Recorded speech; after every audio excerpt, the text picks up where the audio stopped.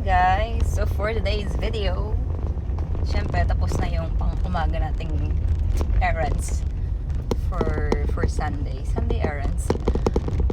So meron tayong lunch date. Late na nga, late lunch date with my bestie, with my beshiwap. So syempre as the driver of the Barkada, I have to sundo-sundo. Kala mo naman, kinaganda niya. Charot. Pick up lang, ma'am.